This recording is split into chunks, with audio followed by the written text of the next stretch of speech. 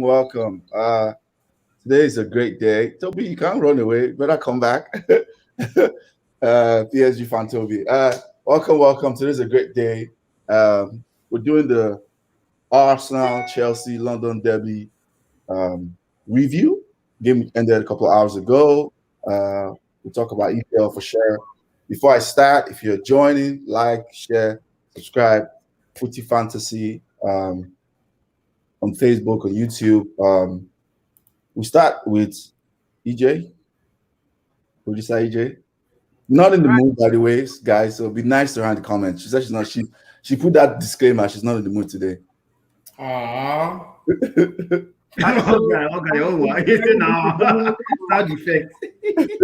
Don't worry. People in the comments can do what they want. All right. What's the question? No. We have to. I'm introducing the guest. EJ, take it easy. You produce this thing. I just introduced it. Thank you for joining. I haven't dived in yet. Idris, Chelsea man, having the time of his life. Thank you for joining us. Thank you. Oga Kwame is coming with his rants. His rants reaction video is already out. Check it out. It's there. He was using different phrases and hyperboles, but thanks for joining, Oga Kwame.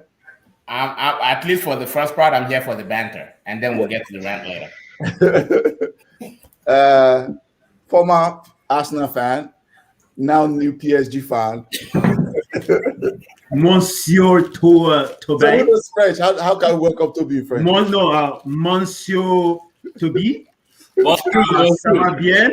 Très bien, merci. Merci. Bienvenue au podcast Footy Fantasy.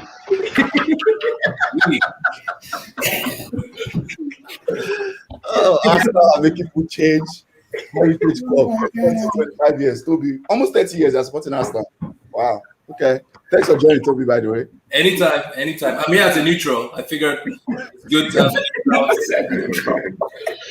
Papa is not breaking character at all. EJ's Arsenal, Idris, Chelsea. I'm here as the neutral, so it'd be nice to review a game as a neutral. Okay. We won on Friday, though. We beat Brest, also, I believe. Yeah. I'm loving this energy. Your poker face is killing me. Stay focused, my friends. Stay focused. Keep focused. Last but not the least, our Oracle, Mr. Ikata. Thanks for joining us. Always dropping the note. Thank you. So to start with Arsenal. Someone at the door. What? Go ahead. Okay. Go ahead. We have to start with Arsenal for sure, and we start with the one who's still claiming her clout because there was a home game at the Emirates. EJ, give us a quick recap of your thoughts. What happened today? Just tell us what happened in your own views. Okay, I'll start with the positives. I always like to work my way, from positive to negative. Positive. First 10 minutes, I think we had a good spell. That was it. After that, it was Chelsea all the way. I think for us, there are just so many holes in the team, which is interesting because we thought we were plugging holes this off season, but that didn't happen, and that's not what happened with everyone saying that Arsenal spent so much money. We know what we spent, and we saw what we spent, and pretty much the only person that was fielded on the team today that we bought was Lokonga, and then Tavares came on afterwards. I saw something. Sorry to interrupt you. I saw something on Twitter. They said there's a reason why people don't buy 6 Honda Civics. The Arsenal bought 6 Honda Civics. I thought that was funny. I know you just know it will, but we have to keep it light. I heard that. I was like, wow, okay. No. See, at least Honda Civic moves. Talking about 6 wheelbarrows. That's funny. I saw the joke too. I think obviously we had more holes to fill than other clubs. So I saw his point, but I'm like, we're not going to spend 100 million on one player like Chelsea did, or they're able to, and they did it, and they needed a striker clearly. But we had so many needs, and I don't think we've even fulfilled those needs yet. So that's an aside. But yeah, we were just overwhelmed. I mean, you guys saw the game. It was hard to watch. And it's funny because I knew I was coming on here, so I knew I had to watch the game. But ordinarily, I would not have watched that game. I think I would stop watching after 10 minutes, after the first goal. Now, let's go to the first goal. The first goal, just poor. And we know Lukaku outmuscled whoever was there. But Reece James, just having his way on that wing was just unforgivable. And that's why I'm going to call out Tierney, which no one will call out. No one's going to call out Tierney because, they see what his work rate is going forward. They see his passion. And someone said it on Twitter, and it's why I focused on him today. Someone said on Twitter last week, they were like, Arsenal fans, have we assessed Tierney's defensive capabilities yet? And I was like, okay, I've never thought of Tierney as a defender, even though he is, yeah? But like I've always seen him, okay, every time we talk about him, we're talking about him crossing, going forward and all of that. And this time, people are saying that, he was putting out fires, he was trying to help out the center backs. I'm like, you're putting out a fire that you created by leaving Reece James wide open. So I don't know if I would give him a pass for drifting inwards and leaving Reece James open to throw crosses into the box or to score his own goal. The second time he got closer to him, but the first time nowhere. Like this guy just had free reign of the goal, of the whole left wing, and you can't do that against a team that already was possessing their mid. Like they controlled the midfield, they occupied our center forward completely. So basically, they had their way throughout the match. In fact, they were even chilling. Honestly, they were playing well, but like they were just. I don't think they got out of gear too. So first 10 minutes, yes, we look good. Like I was watching with my Arsenal group. We're talking like, the only thing that's missing is the goal. We tested the goalkeeper in the first minute, so it was kind of like, good, keep pressing, keep moving. And then after that, after minute 10, I'm telling you, when Chelsea started growing into the game, complete collapse. And then maybe in the second half, we had some spell where we looked okay, but. I don't know. I just think manager has to account, like you come to face a team like Chelsea, brimming with confidence, brimming with talent, and we are like mismatching players like Holden and Mari which I like Mari. I've always said this, I like him, but when I saw that lineup, I said two slow mofos, two slow center back pairing. Holden is not fast at all, but Mari, I was like, okay, I can forgive it that he's slow because at least he has positional awareness. I didn't see that today. I saw it maybe one time, but I didn't see that today. So the lineup, and let me tell you one more thing. I thought we would have problems on the right-hand side of the pitch. I was like, Cedric, and everyone said Cedric is great, but I'm like, I need to know who is going to be in front of Cedric. And it ended up being Pepe. But I was like, I thought we should have put Saka, and I was completely wrong because Saka was almost ineffective. Like Saka looked tired. He looked, I don't know.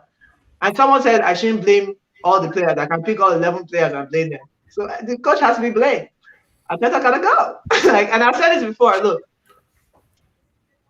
I give Arteta 5 games, but it's a pity that the 5 games are he lost to Brentford, he lost to Chelsea, he will lose to City. I believe the one after international break is probably Tottenham. Those ones are. I mean, it's still Spurs, but it's now a new coach, right? Mm-hmm. So. And that coach, I don't remember Arteta ever beating Norwich, actually. You're playing Norwich, Burnley. We're playing Norwich. Okay. Let's even pretend that we can get 3 points from Norwich. And then let's give us 3 points from there. And then Spurs. Oh, ye of little faith. Look, I'm being realistic. This team, they look like on paper, they look like they should be able to do things. And then you go and you see them play, and I'm like, I don't know what you're doing. So I have no faith. I wish him well, though. That's the difference between me and Toby. I told you when I set him out like November. It's just that he realized that we may not be able to change the coach. Remember, we had a whole podcast about this. Correct, yes. I was like, by February, we will know if Arteta should go out. Then Arteta started winning all his games. So they couldn't get rid of Arteta. And then this season has started. And he's going to lose the first 5 games, maybe win 1 out of 5. That will put us dead black. Maybe not Norwich, because maybe Norwich would be at the bottom of it. I don't know. But EJ, Toby's about to say pourquoi. I don't know. I don't know where he goes from here. Bad game. Toby, let's hear your thoughts. Was it a penalty, by the way? Start with that. Was it a penalty, yes or no, on Saka? I think it's 50-50. I think some refs could give it. It's a close call. I think it's one of those things. If they give a penalty, people won't complain, and if they didn't give a penalty, people will complain that it could have been. But it's definitely a foul. Whether it depends. I'm gonna give it. The VAR would not have overturned it had they given the penalty. Exactly. So it's one of those things. It happens in football. It's not like an obvious refereeing mistake, in my opinion. Yeah. So I think it's an obvious mistake because he was going to let it go, and they alleged that VAR saw it. He immediately blew the whistle to, like, a regular ref should have at least gone to check it if they thought they saw what they saw. And I don't know. I get it. It's 50-50. It would be called elsewhere. Even people after watching it, I watch it afterwards. I'm like, how's that not contact on Kaya Saka? I don't care where his foot went. Last year, you guys told me that was a penalty against David Luiz when he brushed against one player. I mean, it's the EPL is trying to do refereeing differently this season, and it's going to. Yeah, they know. This EPL ref. Don't get me started on that. It'll take 10 games to figure out what the referees are going to allow or not allow. So I mean, but against Arsenal, they will not see anything. Trust me. Well, I mean, that's not why Arsenal lost the game. Oh, absolutely. I didn't mention the penalty. Did not. Okay. Okay, hey, let's hear your thoughts. So we're going. Okay, sure. I mean, as a neutral, I think my context is valid. I think I was telling some people that Arteta is the unluckiest manager, because if you listen to those who want to defend him, they say, "Oh, he's unlucky. He had 9 first-team players out, COVID." Then Partey is injured. And if you listen to those who don't want him, they say he's even lucky, even still has a job. Like, which club sticks with a manager after going into 15th and you lose to Burnley, you lose to all these bottom teams? This is not losing to teams that were better than you. And they still back you over the summer. You say Ozil is a problem, David Luiz. You chase them out, you pay them the money, they back you, you go sign your number 1 centre half that can't jump. We've known he can't jump since he was playing at Brighton. The club backs you in all these decisions. So when stuff like this happens, it's like, why are you making excuses? Who signed Cedric? Who signed Marie? It wasn't Wenger. It wasn't Emery. So where are the excuses coming from? Like, you've had 5 transfer windows. This is not his first transfer window, right?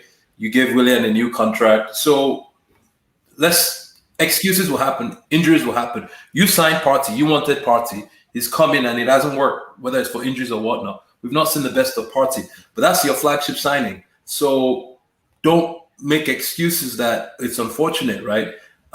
So back to the game, though. I think, yes, Arsenal did have a lot of players that were out due to injury. And this is not the Arsenal team that Arteta wants to build, right? You can see what he wants to do. He wants to play ESR and Odegaard in the same team with Partey behind. He's not been able to field that team yet. He's not been able to field his Ben White and possibly Gabriel. Gabriel is our defender that he signed as well, and Gabriel was out today as well. So you could see that he hasn't been able, the only defense he hasn't been able to field his team as he's designed it. But irrespective, I was expecting Arsenal to lose this game, and they lost the game. And so I was not surprised at the results. It was men against boys. I mean, Lokonga and all these young kids coming in, you don't expect them they can't control the game the way. Now, the one thing I wasn't expecting, which I think was it's how football works. Arteta has outsmarted Tuchel twice already. It just came to a point that Tuchel was going to get his over him. Tuchel went with 3-5-2. Arteta decided to stick with his 4-4-2 or 4-2-1-2. And it didn't work, and he never made a change. He never made a change to address the glaring hole on the left-hand side. Yeah. And Arsenal's attack is too predictable.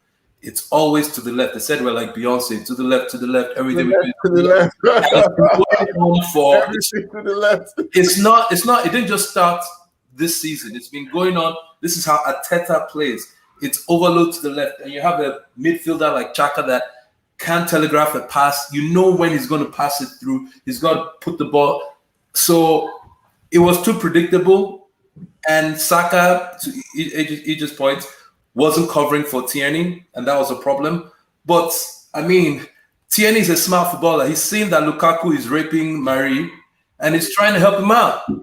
and then he's leaving the ground for Reece James. So he's like, man, I can't leave because it doesn't evoke confidence if your center half is falling down when Lukaku is touching him, and then you now say, okay, you should be focused on that. And so the man was in two minds. It was like, what am I going to do? Should I stay wide? Should I do this? Bukayo Saka should have been covering that, not Tierney at that point in time, because Chelsea has overloaded the midfield. They had five there, right? So where is the left wing back? It should be there. So I don't blame Tierney for this. That's how Arteta wants to play.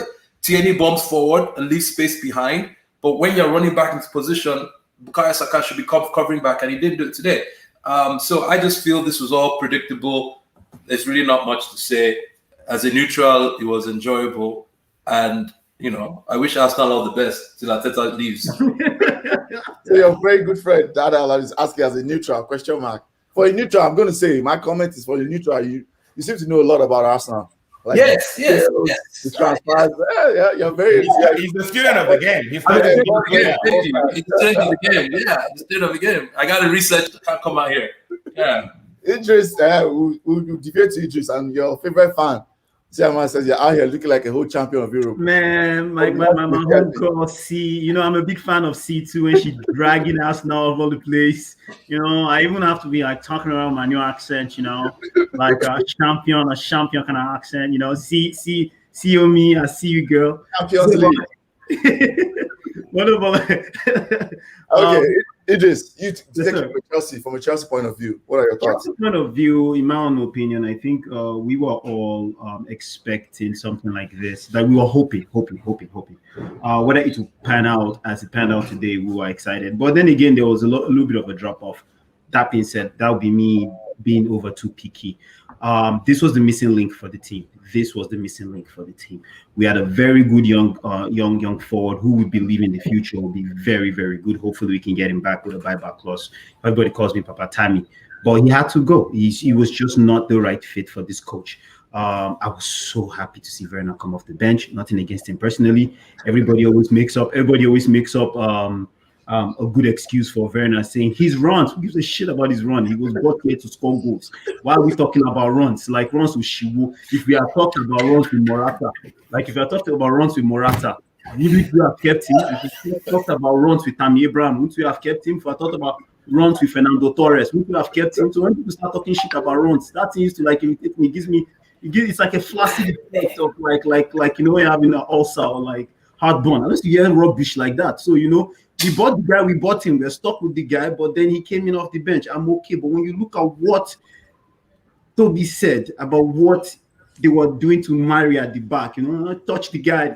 I loved it. It was the kind of things you want to see. Basketballs, that's Chelsea. As the forward football, there should be no conversations about we are missing goals. This is not Lampard's team. I love Lampard. He took us the way he was supposed to take us. And as Chelsea, we respect our legends and fire them before they fire themselves.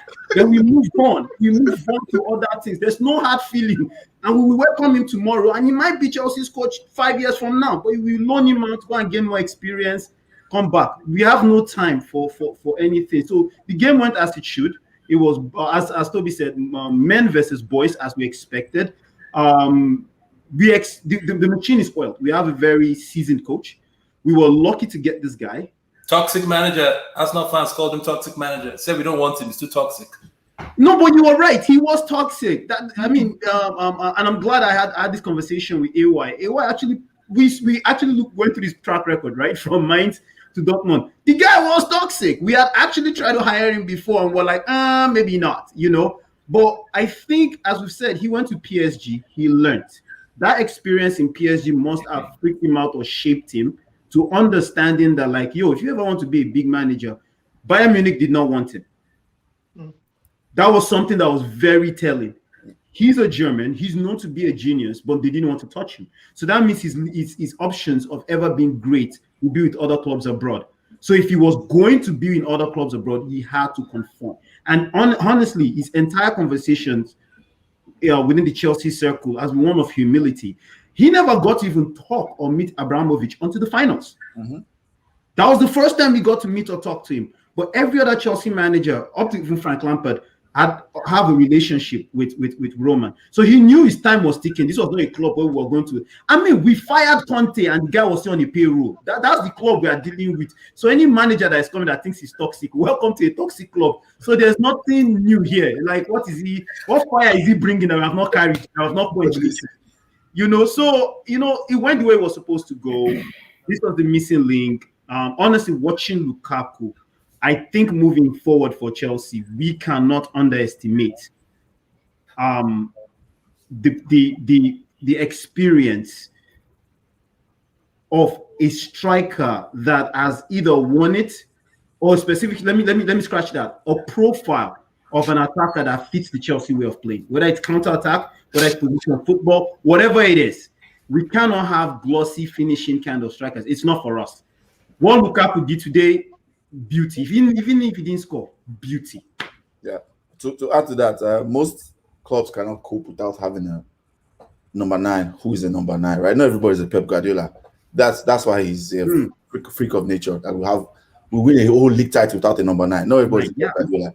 And there's a reason why he's wanted everywhere. Like, still talking about strikers, right? I mean, we are suffering from that right now. Cavani's coming back from fitness. And when he doesn't play, I was part of the Marshall FC fan club for a long time.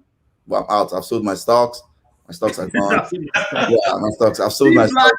Black men choosing mental health. I'm done. No, I've given it too much time. I'm done. He's not a number 9. He can play any other way. I'm okay with it. Because then he knows he has competition. If he doesn't, they'll remove his ass. But as a number 9, no. I've sold my stocks. If we want to do anything tangible this season, it's not a number 9. So I agree with your assessment about a 9. Quick thoughts from Kwame and Itata. Let's start with Kwame. Quick thoughts about the game today. Listen, Arsenal is that person you meet on Tinder, right? And on the first date, they invite you to their house. They give you the condom. They give you the lube. They give you the KY jelly. You went all the way there.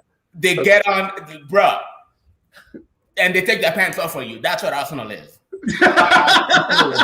If Arsenal wasn't getting bullied by Lukaku, they were getting bullied by Rudiger. Like, it was like Baz Boost, as Idris said. It was just like men against boys does not begin to describe what I saw today. And let me not even lie, I'm scared of Chelsea because Lukaku is what they've been missing. Olga, may I say something real quick too? Because I know Toby alluded to it. Arteta set up the team wrongly. Completely wrongly. Like, it didn't matter whether we switched the teams. He still set the team wrongly. Yeah, so that's sorry. Correct. Go ahead. And yeah, like Lukaku is that missing link that Chelsea has always been needing. They in every department of the field, they're just almost head and shoulders above, most of the teams in the Premier League. If Manchester City has a little blip, Chelsea's running with that title. That's just me. And I think the best way Arteta should have approached that game today. I mean, we know what Lukaku is all about.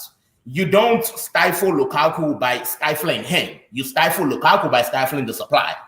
So the supply was always good. The supply was almost endless from Chelsea today. And Arteta did a terrible, horrible job. I was happy watching it just because, I love trolling Arsenal, but man, it must have been difficult watching as a neutral. Let's ask EJ or as an Arsenal fan. Well, EJ, was it difficult for you to watch the game? It was after, like I said, after the first 10 minutes, it was just like, this is not good. But you guys made a good point about Jola. You made a very good point about stifling the service to Lukaku. As I said last week or 2 weeks ago, I don't think Lukaku is going to tear this league apart. He's going to get his goals, but like I said, this is what I'm saying. I'm going to repeat myself. You guys are going to wonder. I know. I was telling me to be careful. Backtrack. Just remember. I'm doubling down. Hold on. Remember these 2 cool moments when I warned you, EJ. Before you say any statement, just think about this doubly. Think about this. Go ahead. All I know is that Lukaku always scores his goals. Okay. Not against Arsenal, because this might be his 4th goal against Arsenal, and his goal was not a tidy goal. To Idris' point, you guys don't need people to score beautiful goals. Sure, it was not the best of goals. But I think Lukaku will get goals. I don't know if he's going to be the top goal scorer. It may be someone else. Unlikely to be him. But I'm going to say you guys are going to wonder what those goals did for you this season. So I'm going to say. Yeah, here's one thing I'll say. Wait. That's a bold claim. Let me take comments. Sorry, guys. Let me take comments because Okay. we're getting a lot. Let me just take it very quickly. I thought Cavani was gone. He ain't. I don't know who that is. If you can tell us your name, it's just Facebook user. I saw my stocks on Marshall, so he's probably a United fan. Someone says Cavani gone key. No, Cavani is coming back next week. To try Lukaku tries his feeders. That's true. Sometimes you do remember that you have a spare tire. Okay, I don't understand that. We're talking about Cavani. He's not spare parts. He's the part. Yeah, he's our best striker. Difference, a number strike. A striker is number 9. Okay, number 9. Yep, yes. Like the movement is all about the movement. Someone always say something before I interrupted. Was it Toby? Oh, sorry. I was going to say something. Yeah, go ahead, Toby. Sorry, go ahead. What I was going to say, I don't think Lukaku had a great game. I watched the game. But he didn't have to be great. Let me be clear. I think that Chelsea. This was his first game with Chelsea in this lineup, and there were patterns of play that I felt if he had been playing that position with these players, it would have been a lot better, a lot more fluid. So my point is, his performance today is not close to his ceiling. I don't think he had a great game. I think he had a typical game, but it's not like he was connecting every single time, busting the ball all the time. So my point is, it's scary that he could still manhandle Mari like this just out of physicality. And you can tell that he hasn't even fully clicked with Chelsea's attack hasn't fully clicked. Correct. Let's be clear. Havertz was kind of drifting in and out of the game, wasn't really connecting. And then it was literally on the right-hand side where, obviously, the left-hand side where Tierney had left, that all their luck came from when they switched the ball really quick. So I don't think you've seen this is indicative of how Lukaku play every single they've had only 1 week of training together. Exactly. So that's the point I'm also making. Like, this wasn't the best of Lukaku and the best of Lukaku, though. I'm sorry. We know Lukaku pretty well. If I left Lukaku alone, he would have made his own mistakes. I don't care. He will get 20. I give him 20 goals this season. But you guys are going to wonder what. EJ, my homie EJ, if he gets 20 goals, I know. So, EJ, his goal was 7 penalties last season. Exactly. All he has to do is get 15. Sorry, you know. Oh no, Toby, you're even going too far. What's sorry? All you have to do is score or put leg where Timo Werner cannot score. Just put leg. All the goals that EJ is talking as though you're talking as though Harry Kane, with all the goals he scores, he has won anything. Yeah. All the goals Harry Kane scores, if Lukaku gets 20 this season, Chelsea's probably going to win the league. Okay, let me take the last 4 comments. Then Itata has to say something because Arsenal is one of his favorites. He has a love it's a fundamental hate. Sorry, guys, I won't be out for anything. Arsenal, low to PSG. This is definitely. We need to know who this is. Who's that? This is Samuel. I said, I'm 100% sure that's Samuel. Because it was supposed to be on here. Facebook user said, "Oh, so this talks on Marshall, but he's hoping for surprise. Just go for." I knew it was Samuel. I knew. Charles PSG. PSG reject you. Okay, Itata, what were your thoughts about the game? Arsenal. Well, I knew Arsenal wouldn't win the game, even if they showed up with 55 priests and holy water. At this rate, I don't know. I kind of feel sympathy for Arsenal. There is a joke they say. At this rate, they're going to find crude oil. I think they're heading towards the core of the earth. Actually, they didn't play as bad. Jokes apart. Life, people. There is something called frequency. Everything operates with frequency. Everyone vibrates. And I wasn't really into the Arsenal game, but I noticed. Each time I turned to look, there was a goal. So I checked the first time Lukaku scored. So I went about my stuff. I was kind of doing a few stuffs around the house. And then I checked again and I saw Reece James scored, so I stopped watching just out of sympathy. I didn't want my sense of vibration to kind of keep causing the chaos. But the little I saw, it wasn't as bad. I still have sympathy for the guy which EJ knows I love, the Low Sox gang, the Grealish gang that is in Arsenal. Emil Smith-Rowe, he's a super talent. Unfortunately, he's in a circumstance which I just hope Arsenal get to pitch a few things together and he enjoys some football because he's an incredible footballer. Yeah, he's good. Yeah, the game wasn't as bad. EJC Chelsea never got out of gear. When I looked at the Chelsea gearbox, it was on P. They were parked. they beat Arsenal parked. So I think Chelsea are in a different league now. I still pick City to win it because I'm not sure about Chelsea putting together. City can just wake up and drop 13 consecutive wins. They are the only ones that can do it in the EPL. Yeah. That's why I'm still leaning towards City winning the league. Yeah. But it wasn't a bad game. It was a good game. It wasn't exceptional, but it was a good game for the neutral. My brother here is a neutral too, so I guess he can agree with me. Yeah. Man of the match. So who's man of the match? Well, my two quick thoughts about it. Then we talk about man of the match. Then we switch lanes for other part of the top 6 games. My quick thoughts: Arsenal. I don't think Arteta makes it to October.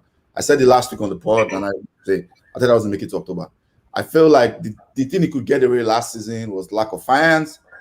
You can't get the board being under too much pressure. The Emirates fans, you see when they start losing games, dropping points, and Arsenal is in mid-table or second page. Yeah, the fans are going to go crazy. By October, it's gone. I think Arteta is gone by October. That's my big call, and it's going to happen. It's gone. He's gone by October. Arteta will not make it to October. I can see the signs are on the wall. You can already see it. It's going to be gone by October. Chelsea is pretty much Conte 2.0 right now. So I think Tata said, if Man City sleep, Chelsea can win it because Chelsea are going to do Conte 2.0. Literally, just remember that Conte season 2-0, 1-0, 2-0. That's what they're going to do from now to the end of the season. They will have a blip too, of course. Everybody's going to have a blip when they get injuries. They will have a blip. Now, can Man City do that incredible run again? I think everything hinges on them getting a striker. If Man City don't get a striker, I think Chelsea have gone favorite automatically, in my opinion. But if Man City get Harry Kane,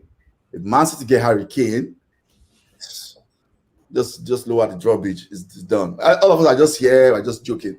If Man City get Harry Kane, all of us are just joking, and that's my own call. If they get Harry Kane, not just. You guys have Sancho. Why are you discounting Sancho? Please. You have the best right. I don't get it. No, you're setting this bar too low. Wait, as a neutral, Mr. Neutral, put your car in park. Put your car in park. I told everybody, Sancho is getting double. That's what he's getting double basketball. So why shouldn't you be better this season? You guys were second last season. United. You guys should win it. You're favorites. What are you talking about? Yeah, sure we are. No. Win the league. We'll talk about Hold on. Chelsea barely finished 4th last season. Okay. You guys finished 2nd. What was the points difference between United and Chelsea last season? 6 or 7, right? And Chelsea have just swapped out Werner for Lukaku. Mm-hmm. You guys have added Varane. You now now you've added Sancho, who you've been saying bring him home for the past 4 or 5 years. Why aren't you guys right up there with it? Let me tell you why. Social tax. I know why you are going to say why. I don't know. Other than the coach. Social tax. Social tax. The coach is the big difference now. You say other than the coach, it's like saying other than oxygen, how are you going to breathe? Like, bro. It's extra 50%. We don't have it. Man of the match, so that we can wrap up Arsenal Chelsea. Man of the match. Toby, who was the man of the match? It's Reece James. It's James? Yeah. Idris, agreed with James too? Everybody say it's James. For Chelsea fans, it's Lukaku. The guy came, and there were just things aside the goal that forwarded our attack. So, for me, I'll go Lukaku. Who else? EJ? I'm with James. James, okay. Comment. He did what he needed to do, and he got Chelsea to win. Goal and assist. That's fair. Comment. I mean, statistically, it's Reece James, but from what my eyes saw, it has to be Lukaku. And shout out to Rudiger for the shit house ring. I like Rudiger a lot. He always wants to smoke. He's always. I like it. I like players like that. Every team. Yeah, he's always on the edge. Every time. He's always on the edge. He has been on the edge since we signed him. I like him. That guy's I like this version. I like this version of him. Let me say that. Not under Lampard. I like this version of him. Tata, man of the match. I mean, everyone knows Reece James is my favorite English right back. So it's out of bias. I didn't really watch the game, but I'll give it to Reece James. 1 goal, 1 assist. His goal was clinical. For a right back, I wish our right back had that in him. He's just purely a good footballer. Right back or not, he's just a good footballer. Yeah. That's it. I agree. I'm going Lukaku though. I think Lukaku is because what did you say is apart from Jolas Oga Kwame said, apart from the stats when you watch the game, like I watched the game critically, yeah, Lukaku did a number 9 and it wasn't even great. Everybody said, but he did the number 9 thing today, like movement, the first touch, the runs off the shoulder runs, timing, the movement, like how strong he was. That's movement is everything for a number 9, man. Like the more I've been watching football in modern football, movement is everything, man. Yeah. And look at that movement. You see it where he's moving, running the channels, you know. Unlike once the attack starts, it doesn't come back. The attack stays attacking. Correct. Because of Lukaku. Yeah, it's every play. Yeah, man. I think that's very critical. Very underrated football, very critical too. Yeah. When you have I must add, his back to goal play has improved greatly. Yes. That is crucial. Itata, there's a Chelsea interview he did last week about that. He actually said he's leaving United and working on those key parts of his game. Even he realized that he could do more for his teammates. And when he was doing more for his teammates, he realized he was even in better positions to score because he wasn't part of his game. He likes running off shoulders, doing all that stuff. So this is a different human being right now. This was what we were hoping after Drogba we would get. It just so turned out 10 years later he came back home. Even the strikers that we've learned out, hopefully they grow into that and come back. Nah, they won't. Tammy Abraham he's not on the same level. He's with Mourinho. Wait, 2 more years. Okay. You paid 100 million to bring them back. No, 80 million. We have his buyback clause. This time it's like it's not my money. Sugar daddy money. Hey.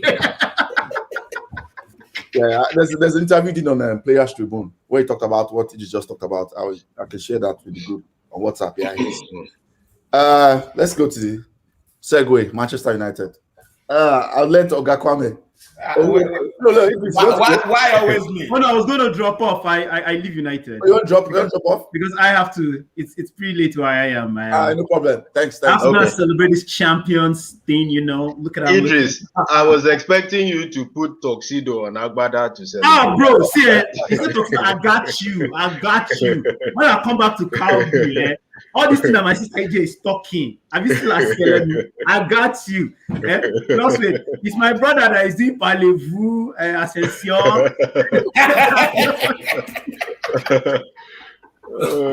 right, guys, I gotta go. Take it easy. All right, I saw the first half, so let me kick off the United game. I saw the first half. I had to go to church. I think first half was kind of iffy. The goal was unlucky. No, was it unlucky? Nah, it wasn't unlucky. It was just bad defending. Bruno just being slightly petulant. I mean, the game is still on. Play to the whistle. First half, we didn't play well. We were sloppy. We were very sloppy in the game. I saw highlights for the second half. It looks like we had chances. We had more chances. We didn't finish it off. More of the same. I mean, we have some way more talent than Southampton. Leeds is a better team than Southampton. We blew Leeds away. Like I've been singing this since preseason. Maybe people need to listen to them. This is what we're going to see this season. We'll have games like, whoa, United is going to. People were texting me last week. Oh, United is going to win the league. I said, come on. This is what we're going to have wins. We win people 6-0, 5-0, 4. The next week 0-0, 1-1. This is what you're going to see for the rest of the season. I've explained many times why. In my opinion, I'm not a coach. I'm a football analyst, but I watch football very to the details. With the way Solskjaer sets up his team and gives so much freedom to the players. When players are on form and like the there's so much space behind their defense. They will blow teams away. When people sit in a compact, low block, we concede first, it's going to stifle us. We're going to struggle because there is no drilled. There's no pattern of play. There's no drilled pattern of play. It is too intuitive. Yes, exactly. This intuitive thing is not repeatable over a long period of time. It is not. There's a reason all these early coaches are drilling systems into that. There's a reason because that is more repeatable. We're going to be Bruno, Pogba, having 9-10 over 10, blow teams away. Next week, they cannot play at that same level. What's going to happen? Everything's going to drop off. So that's my thoughts, and I'm not shocked by the results. Jala, thoughts about the game? Me? Yeah. Okay. I'm not trying to repeat my match reaction because I'm not trying to get angry, right here. However, it is the unpredictability at Manchester United is what makes us not a league contender. To answer Toby's question, why are we not contending for the league? Why, despite the fact that we finished number 2 last season, is winning the league that's such an unreasonable expectation to put on this manager, to put on this group of players, to put on Manchester United. It is impossible. It is never going to happen. If it happens, bro, I will sell everything I have and donate all that money.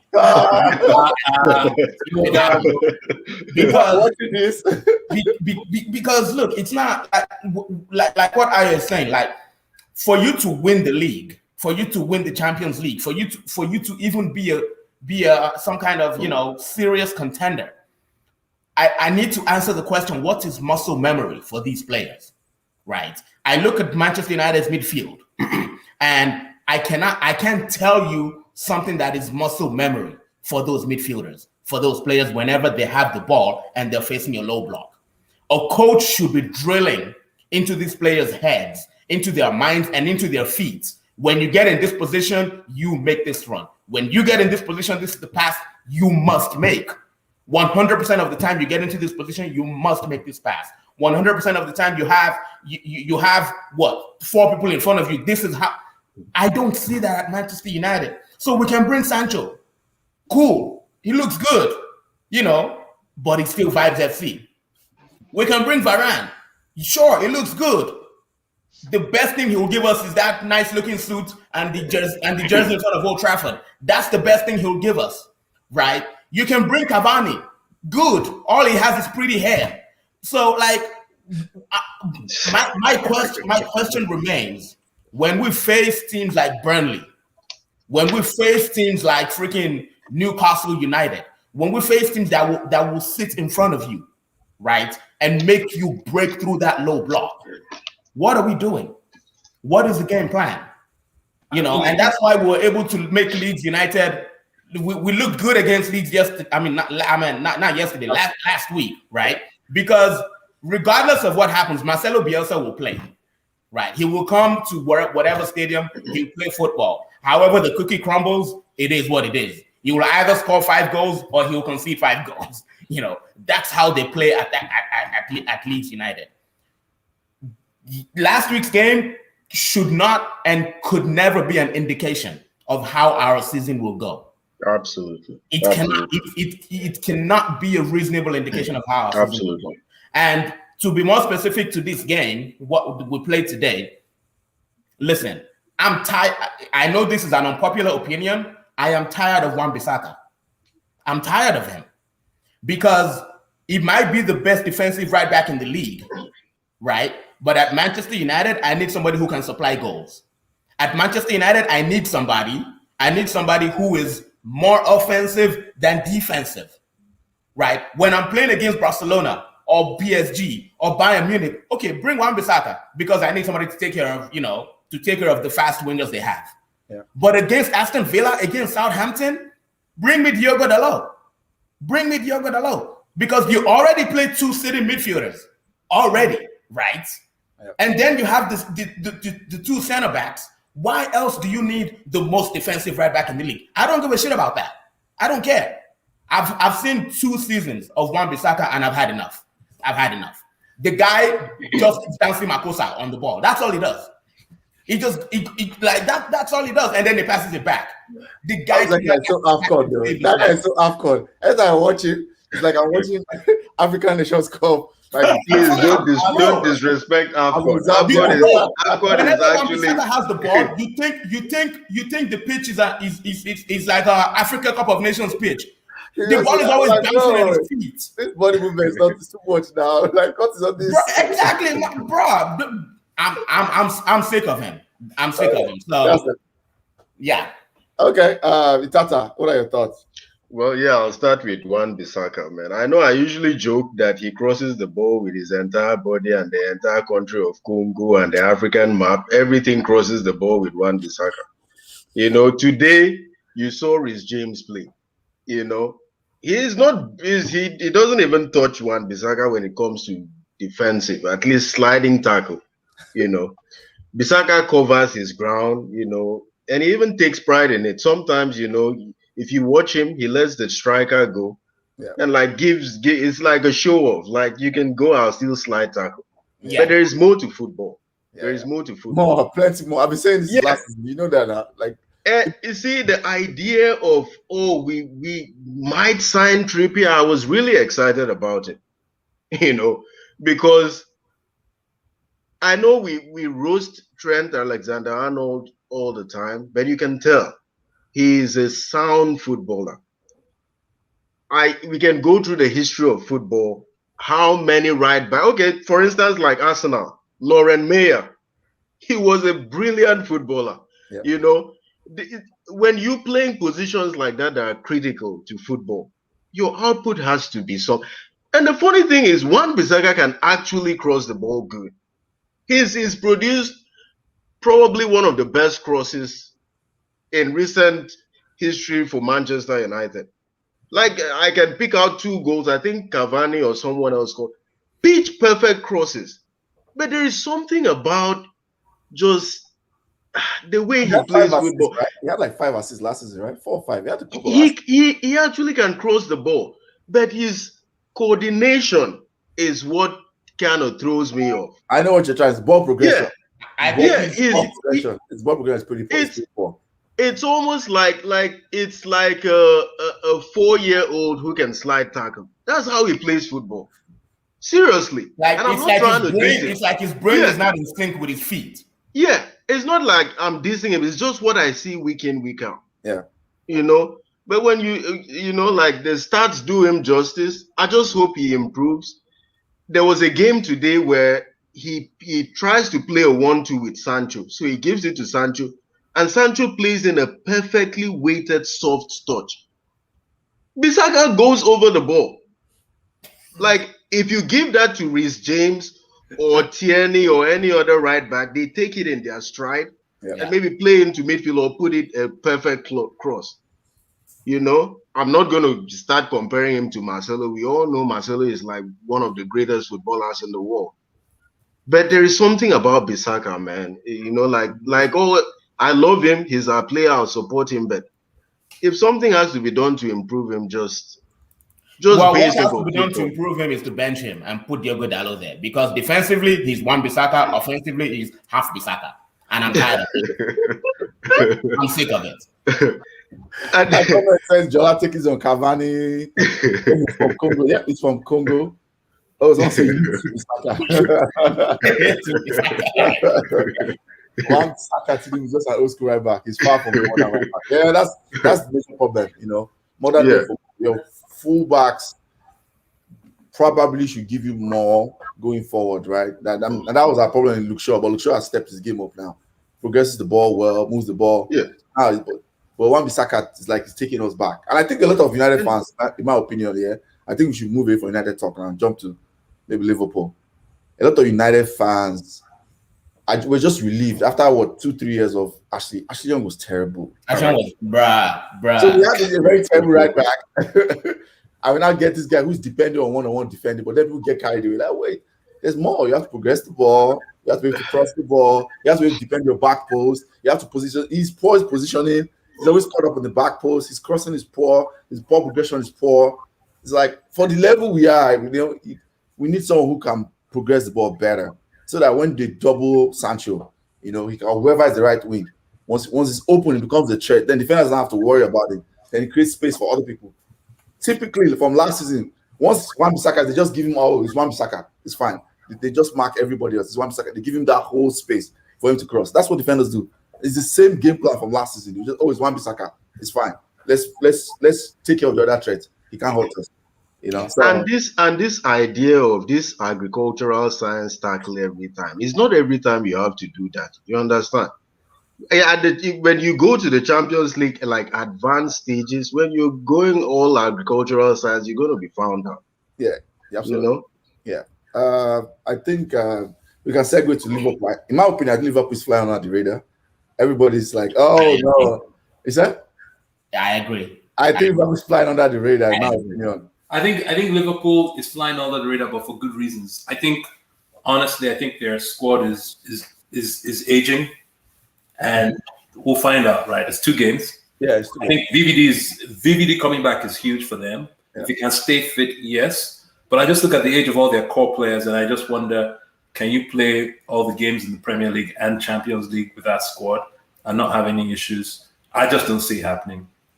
If those guys can pull out maybe like Ferguson's last year, and they can all rally together and just get if they don't have injuries, of course they're up there. I mean, this is a team that won the Champions League a few years ago and won the league. Yeah. So my fear is just, I don't know if the players outside their first 11 are good enough for what I see as an aging squad coping with the season. So. Yeah, that's a fair point, especially when you look at the fact that when you go away from their first 11, who's coming off the bench? Oxlade-Chamberlain. That's best deal Arsenal ever did. Is it the best deal now? One of the best. I remember people were hating them for it. I'm like, yes, he's won everything with Liverpool, but has he really improved Liverpool at all? Can't get to the team. 3-4 years now. Because who's going to improve them on the bench? Maybe Keita has a great season. Okay, you can say Thiago if he gets fit, because I think he's been injured since. Yeah. Origi. Well, Thiago too, he might have a huge psychological battle. His dad passed away. So I don't know. Yeah, his dad passed away. So that may. Yeah, I thought that was Thiago's dad. No, Thiago's dad. But look at all their entire forward is almost over 30 right now. Henderson is 30. You said the forward line? Yeah. How old is Mane? Mohamed Salah is 30? Mohamed Salah is how old? Either 29 or 30. Yeah, they're 39. Yeah. They're about to be 30 next year. Firmino is maybe 29 or 30. Yeah. Henderson is old. And Mane is about the same age, right? Yeah. Van Dijk is 29 or so. Yeah. Like this is probably this team's last hurrah together. So I mean, I think of course, I think the Liverpool squad.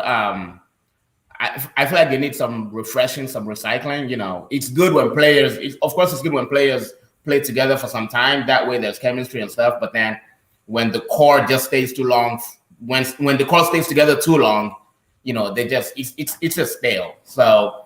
Yeah. Outside of Liverpool has a team, they don't have a bench, they don't have a squad. They have a team, they don't have a squad. So I think they're flying under the radar. But again, for them to win the league, Chelsea would have to have a pretty crappy season. City would have to have a pretty crappy season, and and then they'll just pick those 2 teams. There's no way Liverpool can win the league this year. Okay. Stop making all Why can I say that? There's no way. She can predict now. She can predict now with conviction. That's her conviction. Yeah. Guys, people in the comments, at EJ Sports is what? What's your Twitter? Sports loving. Sports loving dog. She makes all these triple days. No way, really. No way. Like top 4, and we're being generous. Actually, we're not being that generous. They will finish 4th, exactly 4th. I think they finish Liverpool. 3rd. Liverpool won the league 2 seasons ago. They have winning mentality. And then they finished 5th, or what they finished last season? No, And but it was third last circumstantial though. Because It of was the circumstantial though.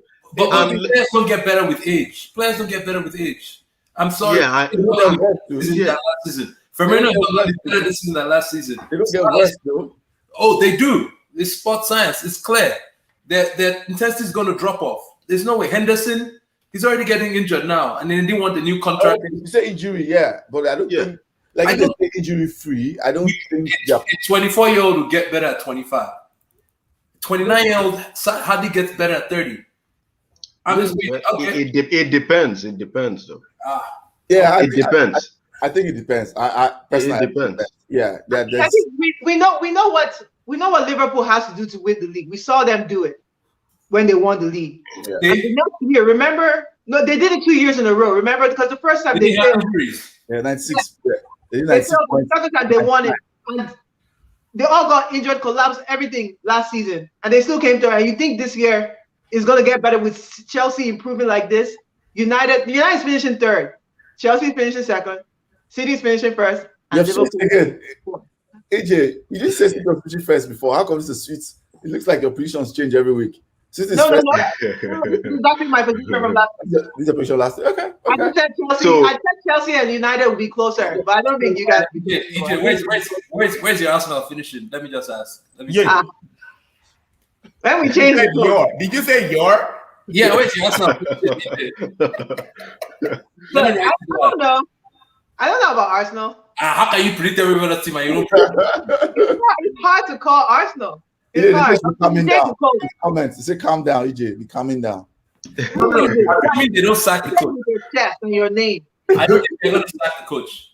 I'll be honest with you. I don't think they're going to sack the coach. Oh, I think he's good. Okay. Now, I don't think said they may sack him after the 5th game. I said that last season. Yeah. But then I'm looking at the fixtures. Like I said earlier, the fixtures, there will be excuses built in for these fixtures, apart from the first one. First one already has COVID excuse. This one has Chelsea best team or second best team. Next one is going to be City best team. And if we lose to Norwich, I don't know what to tell them. Like, I don't know what you're talking about. There's a EFL Cup against West Brom on Wednesday. Yeah, there is a midweek game. Hey, let's see what happens in that midweek game. If we make a mistake and win that game. No. If you make a mistake and lose that game, then you know what's up. If you Toby, Chairman said this is last year to win something before things fall apart for them.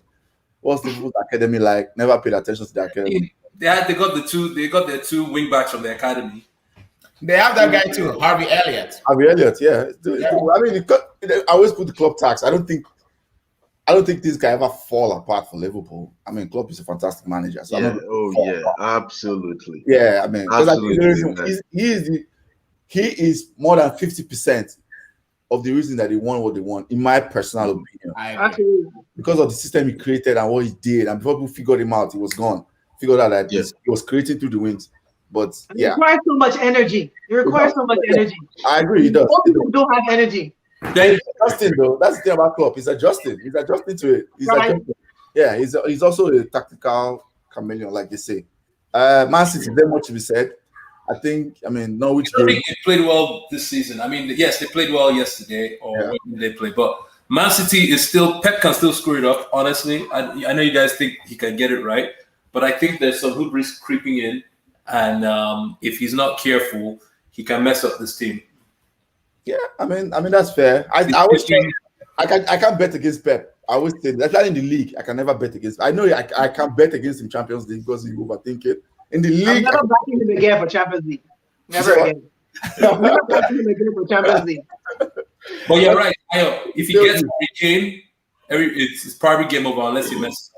Yeah, Harry Kane, it's over because Harry Kane can do all that back to goal. He did it for England in the Euros, and then he will now have two deadly wing. Like that would be game over. You know what for me, the most important thing about, or one of the things I noticed about Man City over the last year and a half is how all of a sudden Kyle Walker is now becoming like a good footballer. Like you see the pass he made for the fourth goal, that true pass. I was like, what? Who is this? This is David Silva. He made that pass. I was like, what? And he was doing it in national team for England. I was like, wow. Kyle Walker, when did you learn this one? He just made that That's like bad. slide through pass.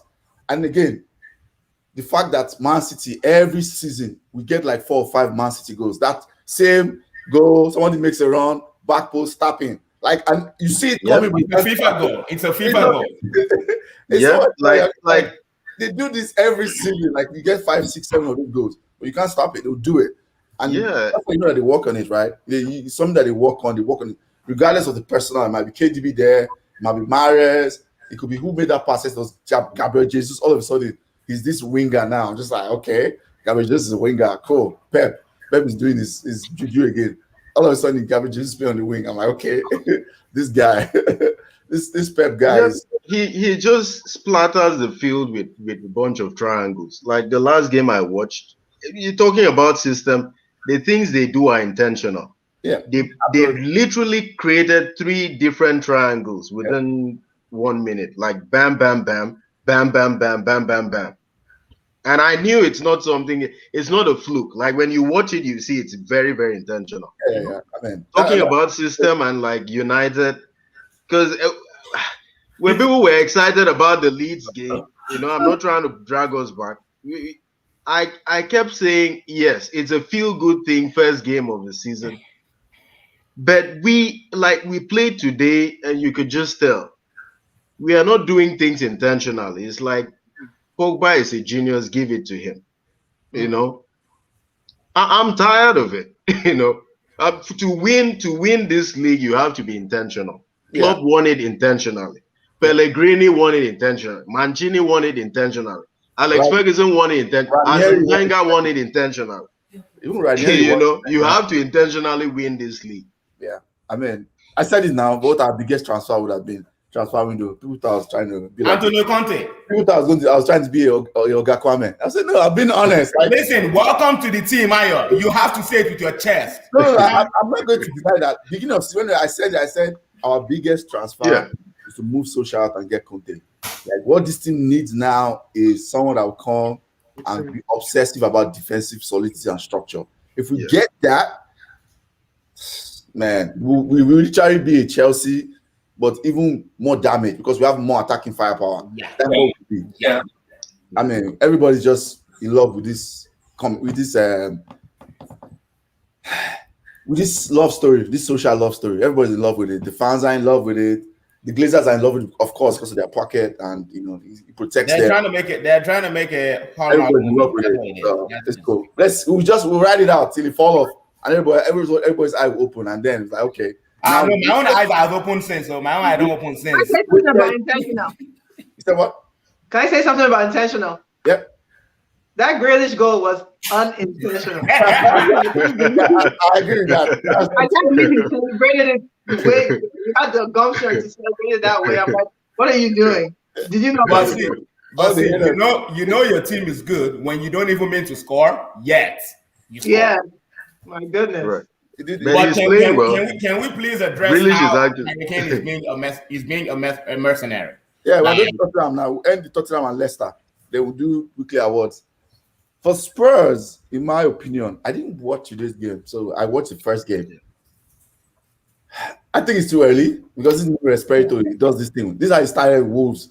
It's too early to see what they are going to be, in my opinion, because this is a ultra defensive thing, 1-0-1-0. This is personally when I watched Spurs, I'm like, okay, he's not a toxic man, sure. But in my opinion, this is Mourinho 2.0, right? This is kind of how they started last season, right? Defensively, they look good. We're going to 1-0 to the now. By the time we get to week 4, week 5, when they concede the first goal and they have to face a low block, that's when I'll know what Nuno Espirito is all about, in my opinion. Because that was his problem throughout in Wolves, is when they play teams that, okay, you know how to play a low block. We're going to play a low block too. Come on, break us down too. He struggles. He's like, okay, this is my system, but I don't know how to beat the system. So that's the thing I'm going to be watching. Harry Kane stays or not. Like the best I see, the peak I see for this sports team, it's probably 5th or 6th, maybe 6th. I don't even see 5th. That's what I see. Like literally repeating. That's what they finished last season now, right? No, 7th. 7th. Okay, they go one up. 6th. That's the pick I see for Spurs, with or without Harry Kane, in my opinion. Because I don't Personally, I don't trust Nuno Espirito. I'm being honest with you. I know a lot of people are like, oh, I don't personally trust him. Like he can. You like him? No, initially, yeah, but over time, I now realize that he's a guy that can shit out his way against big games, right? But like Spurs now, this is Spurs. This is not Wolves anymore, right? Yeah. You can't go and play like Watford or Brighton and say, I want to play low block. All those players will be like, what's going on? You have to attack. Like that's what I see. That's where they will struggle personally. Is when he has to play expansive football. How does he find that balance? That's my thoughts about Spurs. You want to address Harry Kane? Oh, I agree with you about Nuno. I don't think Nuno gets them past fifth or sixth. But then again, isn't that where Tottenham deserves to be? I mean, come on, let's be serious. With or without Harry Kane, their squad is not that good. It's not that good. Without Harry Kane, I always say the best thing about Tottenham is their stadium. It's it's a nice stadium, brand new, heart of London, whatever. It's really cool. But when push comes to shove, do you really trust them to like hold it against? Nah. I think the furthest we will see Tottenham is what we saw under Poch's season before last. So but that's just what it is. But then with Harry Kane is just, I really hope he doesn't get his move just because of how childish he's being and how the British media is treating him as some saint. Oh, like and this man had the audacity to even almost put a price tag on himself in that interview he did with Gary Neville, playing golf and shit. Like this man has the audacity to not show up for training and then release a statement / non-statement talking about bruh. And then Gary Neville is out here talking about, I know Harry Kane, he's a saint. He has a great attitude. He's one of the most professional footballers I've seen. I trained with him in the England team for 3 years. So are you agreeing that Gary Neville is a cunt? Just checking. Yeah, absolutely. Absolutely. He's a dickhead. That's what he is. That's what he is. Like, he can shove that Sky Sports microphone wherever the sun don't shine. Like, bro, I cannot stand Gary Neville. Like, I can't stand Gary Neville. It's just ridiculous. And like, I just see the disparity in the way even foreign players, forget if they're black, just foreign players, right? If a foreign player did what Harry Kane did, come on, they would be roasted. Absolutely roasted. I think there's the media bias that's but that's not Harry Kane's fault that the media is biased, right? But I also feel like, Levy must have given, when he signed that new contract, everybody was like, really? I do think there was some gentleman's agreement that he would want to go, and that's why you're seeing play out. But I do agree with you that the media is completely biased in how they treat Harry Kane, especially black players when it comes to this same issue, and they're all ignoring it. But that's not on Harry Kane. That's not Harry Kane. And look, and let's talk about what's his fault, right? If you have a gentleman's agreement, right, how you handle that is called a clause in a contract, right? Harry Kane should not be mad at Daniel Levy. He should be mad at his lawyers. Or whatever law firm represented him in that deal. His agent, his brother. Or his agent. If you believe that in 2020 or 2020, whenever he signed that deal, that a gentleman's agreement will get you out of your contract in professional football, you must be smoking. I don't think he believes that. That Daniel Levy will let him go when an offer of a certain magnitude came through. So why is that under the contract? No, I'm not disputing it. I mean, have you heard Harry Kane talk? Does it sound like his IQ is? Well, guess what? If you're dumb, you hire smart people. Okay. Man. If I'm stupid, what do you expect? If Is there a player in recent history? I'm trying to think that did not show up to training to try and get out of his contract. Of course. Who? Ousmane Dembele? If didn't Arsenal have, when Nasri was trying to move to Man City? Yeah, he still played. Didn't Adebayo do something like that when he was going to Man City?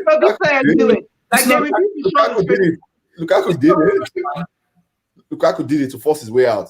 Yeah, Lukaku did that. Yeah, I said he was training Anderlecht. Remember that he forced his way out. That's what he did. He said he was training Anderlecht, and because he fell out with what's his name? What's that? Mike Phelan. and he said he was training Anderlecht, and was that when he gave that stupid interview where he was talking shit about United? Yeah, he forced his way out. Okay, so United, when he was with United. Yeah, he forced his way out to go to Inter. Okay, cool. Now, I think Harry Kane, if he doesn't want to play for Tottenham, that's not his fault. He doesn't like them; they suck. He needs to force his way out and move to. But EJ, yeah. The problem is this: if you are not smart enough to insert that clause in your contract, look what happened at Aston Villa. Yeah, Grealish. Yeah, Grealish. The clause there. Yeah, it's called a release clause. Slap it in the contract. Let them put the money on the table, and you're gone. That's it. Even when the Aston Villa chairman came out and it was like, listen, we put the £100 million clause in there. We didn't think anybody was going to pay it, but guess what? Manchester City came and paid it, and we had to let him go. Well, release contracts. So that's the same. Release contracts in England don't work the same way they work in other countries. They didn't have to let him go. They did it because, I mean, we've seen this play out in the past where you think you have a release clause and then the club comes back and says, oh, well, you know, they want to negotiate, blah, blah, blah. I think the difference is that Villa knew that Grealish was going to go, and they wanted Grealish to go, and they wanted the 100 million because they wanted the money and they wanted to reinvest. And the difference is that Spurs doesn't feel they necessarily want the 100 million to lose Harry Kane. So it's different. Even if he had a release clause of 100, they could come back and say, well, you know, it's release clause not automatic in England, the way they are like in La Liga, where you go to La Liga and you pay the money and the club doesn't have a choice. Yeah. I think the difference with release clauses in La Liga is that in La Liga, most contracts are expected to have release clauses. Right. In England, it's not standard, but once it's in there, it works. But the release clause in La Liga is with La Liga, not with the club. Correct. Right. So the league regulates. The league has that contract. So you pay the clause to La Liga, and you take the player, and then you gonna notify the club later on. Oh, by the way, we paid this full release clause. There's no part payment. We paid full release clause. You must give us the player. Yeah. That doesn't work in England. There's no EPL doesn't hold contracts and say, oh, these guys have met this release clause. You have to let him go. That's not the way it works. It's the contract. But do you agree though? But do you agree with me though that if a release clause is inserted into a contract, even in England, right, it should be very difficult for a club, for Daniel Levy, who himself negotiated that release clause, to now say, I'm not going to let you go. No, right? Kane has put himself in a very difficult position, and that is nobody else's fault but himself. So could Spurs sell Harry Kane? Let's say Harry Kane did not want to go. Could they sell him right now? What do you mean? If they wanted to sell him, could they sell him? Yeah, if an offer came and if Daniel Levy is satisfied, you can sell him. I don't care about these clubs anymore. If they want to go, let them go. I'm not sympathetic towards clubs when it comes to this. I get it, it's unprofessional, but now.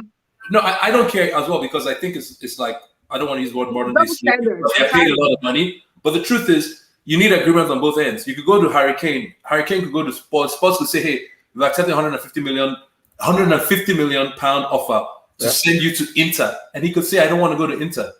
I refuse to accept those personal clauses. And then the club is stuck as well. So I'm all for player power. I think Harry Kane should do whatever he wants to do to leave. And it's all good, but it's the media that's biased. And if he wants to protest his contract, let him protest his contract. At the end of the day, if Spurs wants, they can sue him, they can fine him, they can take him to court if that's really what they want to spend their season. And we all know they won't. So at the end of the day, this is all he's gonna go, I think. I don't even know why they're fighting. When's the window close? September 8 days. Midnight of August. So sooner than we expect. Nice. Woo. Spurs is gonna be still depleted. No, but I think he's gonna go because City needs a striker and they want him. You're on mute. Yeah, Tata, you're saying something. Oh, I was saying, in the foot. Shout out to my friend Osa. You know, I was having a discussion with him. Footballers tend to forget that a 56-year-old Belgian, Jean-Marc Bosman, sacrificed his own career to give footballers freedom to negotiate better contracts. You know, like Jola said, You were talking about gentleman's agreement. Put it down on papers, sign a few signatures, and make it a legal document. Yeah. Don't sign 5 years and then start whining after you've played 1 year out of 5. You signed a professional contract. I actually think that footballers should, educate themselves. Again, I say it. Jean-Marc Bosman sacrificed his entire career so other people can have better contracts and have the freedom to move with all of these little clauses and like legal backing. Yeah. Take advantage of it.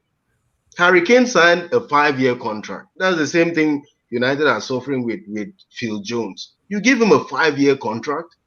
Now, he's decided, same thing with Pogba. The same happened with Umtiti in Barcelona, and everybody's hating on him. I'm like, no, let's just there. So it goes both ways too.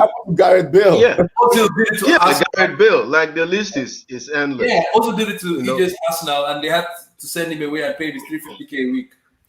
And that's where it cuts both ways, right? Yeah. I'm not going to sit here and say that Harry Kane should respect his contract, yet bash Umtiti for not taking a pay cut or bash Ozil for not taking a pay cut. Mm-hmm. They signed the contract. Pay me my £200,000 a week. I don't care what you're going through. Let's end Leicester. Anybody think they can break top 4? Nope. No. I would step aside and say I'm not going to bet against Leicester. I was saying Leicester are probably the only club that I think are entirely run by grown-ups. The way they go about their transfers, no drama, nothing. They replace players. There is harmony, and you can clearly see. And now the players are starting to.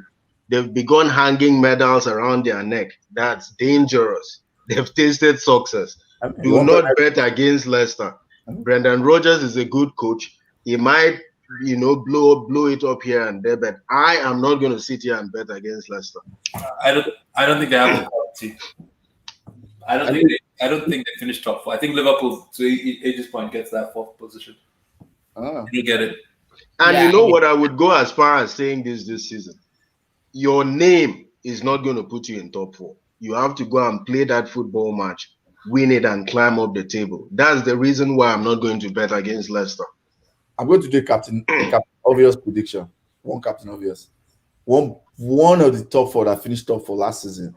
I don't know which one. So that's why it's Captain Obvious. One of them is going to fall out of the top 4 this season. And I don't know which one. That's my if you are making that prediction with your chest, then it's most likely Manchester United. But this is what I'm going to say about Leicester. Leicester, I compare them to what they had last season. What are the improvements they've made? Jan Vestergaard, they brought him from Southampton. Patson Daka. It's good. Patson Daka is a good player, but he ain't. So in terms of reinforcement, Sumari is good. Sumari is really good. Who? Sumari, the guy they brought. Sumari is good, but really good from Lille. He's really good. He is. I just don't see them doing better than Chelsea or Liverpool, or maybe they'll get up for ahead of United. Who knows? Jola, I'm saying Leicester are well coached. When they show up and play Man City and City don't decide to play, they will beat City and climb up that table. They're not going to say because it's City, I'm not going to beat them. I agree. Quality-wise, they don't have as good as I know. We know that they play well as a team. Yeah, they play well as a team. Like at some point, the nearly thing has to end. So it's either it falls apart real bad that they feel they have a bad season and they finish like 8th or 9th, or they break into that top 4. I don't see them coming 5th again. That's the point I'm saying. I don't see. Why not? That's a good spot for them. I don't see them coming 5th. I think it's either they fall apart and they end up like 8th or 9th. Okay, you don't think they'll stay the same? Yeah, I don't think they'll stay the same. I don't really think so. They'll probably come to 5th in one day. You said what? Say that again. We saw them fall from 3rd place to 5th place. In fact, they were going back and forth last season on the last day. They've done it twice in a row. They've done it twice in a row. They did it twice in a row. Stop counting on them. I mean, I think to Aya's point, I think you're right. There's always a big team that acts silly. Yeah.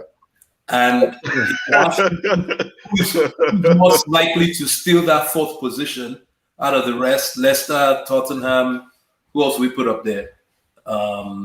Maybe Everton. Sorry, Everton. Arsenal, No, Arsenal is not there. Arsenal is not heritage. There. That's heritage. No, Arsenal is not there. I think it would be. It could be Leicester. I mean, we'll see. Okay, we'll come to the end, and we have to do our weekly awards. Donkey and kudos for the week. I'll start with my donkey of the week. Arteta is my donkey of the week. It's kind of obvious why. I mean, the way he managed the game, he saw that the game was going away from him, did not do anything, just waited, players figure it out, and the game was going away from him. Arteta is my donkey of the week. Honorable shout out for donkey of the week is my man, Martial. That love story has come to an end. 2016. Mine is still alive. 2015 is when he came. Tony Martial. I was there. I've been there long. I remember. Tony Martial. I think everywhere. I think I have a number of his jersey. Tony Martial. Martial FC to the call. But for me, finally, I was waiting for this comeback because I was on the edge already. We moved from relationship, we now became situationship. Like towards the end of last season, we were on that edge. So I was like, beginning of the season, let me know if the breakup is coming. When I saw the way he played today, I'm like, yeah, it's time. It's time. This freelance football that is doing, man, I'm out. I saw a tweet from Musa Okwonga, someone I follow on Twitter. It's like, a number 9's job is an office job. Meanwhile, Martial is just doing freelance. Nah. Yeah, and it's true. It's consistency in striker, consistency in movement, in scoring goals, in facilitating play. He does none of those three. He's just doing freelance vibes. Nah, no more. I'm out. So he gets shout out for my donkey of the week. But Arteta he's on my fraud watch now. He's number 1 on the list. He's there. Arteta is number 1. Family comfortably there. He's comfortable fraud watch number 1. So someone else can go donkey of the week. EJ, who's your donkey? I was going to give it to Arsenal center back pairing back line, but I think Arteta is still. Okay. So with our team, if all of us knew we're going to lose to Chelsea today, which we all kind of said that, and we played well, we would have said that. Like even though in a loss, you can see when a team is playing well in a loss, and that did not happen today. So I think he could have made adjustments. Back three. I think he should have gone with the back three and then 3-5-2-1, 3-5-2, something like that. But yeah, I'll give my dear coach the donkey of the week. Toby. You're asking me? Yeah. As a neutral, I have to give it to Arteta. As a neutral? That's all I have to say. That's what I have to say. Okay. Okay, Kwame, who's your donkey? Sorry. Second honorable mention goes to Edu. Why Edu? But I'm just curious. Why Edu? Because they both designed this thing now. Both of them have been planning this team for the past 4 or 5 windows. So I don't hear excuses anymore. Over 200 million. Yeah, so Edu gets a shout out. But remember, they have not played the team they want to play. I know, but they still gets a shout out. Buying a bunch of Honda Civic when people are buying Chrysler. Now, Arsenal. Okay, comment. Donkey of the week. I mean, of course, that's go to Arteta, but you know what? I'm going to not give it to Arteta just because everybody else has done that. Okay. I'm going to give it to Pablo Mari. Listen, the way that man got spun today, that man got spun like an office chair, like a barber's chair. The man got spun like a frisbee. The guy, like, how do you fuck? The guy fell like a deck of cards, like under the weight of Lukaku. I don't care what kind of. I don't care how strong your opponent is. Yeah. You're a footballer. You got to be stronger than that. So I'm sorry. He gets my. Who signed him, by the way? Huh? Who signed him? At that time. And they didn't have to because Arsenal took him on loan. Arsenal took him on loan and could have said, okay, we don't want anymore. And they said, nah, you know what? Here's a brand new contract. So that's why when people make excuses, I'm just like, oh, okay. This is that's not gonna happen again. Watch him. I back Mari. Let's now go to Lukaku. Look who is back. Itata, donkey of the week. Mine will be slightly different. Mine is Ndombele. You can't just wake up and say you want out. You know, you have a new manager. Yeah. You don't even give it just give it a chance. Work with the man. I don't know Nuno to be a complete prat. You know, I don't know what the circumstances, but I thought it was just absurd to just throw that out there that you want to leave Tottenham, and you have another. I didn't four hear or five. Yeah, when did he say he wanted out? It came Maybe out 2 days ago. Yeah, he said that. Yeah, who's gonna take Yeah, it? it was very I weird. don't. I just think it's that L is like it's on a billboard. Like you're traveling somewhere, you see a massive big billboard with an L. You shouldn't do something like that. Yeah, it's almost like that. He has run out of excuses now. This is fourth manager. And problem is, he has run out of excuses. Yeah. Honorable mention for me is Graham Souness. Pogba is not the reason why Afghanistan is the way it is. He needs to chill out. He really needs to chill out. I agree. I think people like that, their opinions, they're not gonna change him. Yeah, he needs to chill out. It's a write-off, man. Kudos of the week. Mine is I can't call him my man now. He plays for Chelsea. So before I was very proud of him because I was one of the people that I liked him. I knew I strode him for his Timberland boot. Did a couple of Timberland boot throw back. But I know EJ was good. EJ, don't roll your eyes. Yes, you made a trampoline. You made a trampoline on top of the Timberland boot. Yeah. I remember I said I wanted him to go on at some point, but he's still my guy. I like him a lot. So I supported him, but now he's back. Yeah, he gets my kudos of the week. I think for training for 1 week, this is the first time he has played with them in a real match. The way he led the line in a big game. It's a big game. Fans are there. This is the Emirates. This wasn't Stamford Bridge. This was away. This was enemy territories. And he went and he spun Pablo Mari, according to him, like a Baba's chair. And spun the whole Arsenal defense. Wow. Spun EJ out of a good mood to a bad mood. Spun Apota. One game. So yeah, that's my kudos. EJ, who's your kudos for the week? Because we know it's not Lukaku. I think I like City bouncing back. I'll give the whole Pep and his boys 5-0 against relegation #1 candidate. We're not relegation #2 candidate. But yeah, I just like the fact that they bounced back. I think they needed to start their season off, and they did. And as usual, Pep did his normal thing. After 5-0, he praised Daniel Farker. He plays very brilliant football. Just that's what he's gonna do for us next week. Someone said on Twitter that they'll beat us 3-0, and he'll come and say, look at the progress. Right. No, remember once, I can't remember who beat Arsenal last year. They were like, they saw things. I think it's Leeds. No, it was Leeds. Bielsa, when he beat Arsenal. Bielsa never beat Arsenal. Are you sure? Yep. Yeah, we beat them 5-2, and we drew with them. Yeah, I can't. Maybe it was Wolves. Anyway, one coach came out and said that after beating Arsenal, and it was us at the time, it was like he saw Arsenal do some things on the field that he had never seen in football before. I'm like, I think it was Mourinho. Mourinho praised that after he beat us 2-0. It was like, did you lose or did you win? I could tell. It was crazy. Okay, who's your kudos for the week? Me? Yeah. I'll give it to Tuchel. Okay. I mean, Arteta beat him twice last season, so the man was like... Once. First time was Lampard. So he beat him once, and then he was like, oh, this can happen again. And he set up his team as predicted. I mean, everybody knew what Chelsea was going to play with 3-5-2, nothing different. But I think the tactics were spot on. And I think the tactic of flipping the ball quickly changed this pattern of attack real quick to expose the fullbacks. It was clear. So he gets my vote, man. Okay, Itata, kudos for the week. Kudos of the week for me is Danny Ings, man. He scored a brilliant goal. He scored a brilliant goal. And that was just exceptional, man. I enjoyed that. And I know it's away from EPL. My second shout out is to a glorious club, Ajax Football Club, dedicating a jersey to Bob Marley and Three Little Birds. I think that was special, man. I hope they restock that jersey because they're going to take my money. Yeah, they're going to take my money for sure.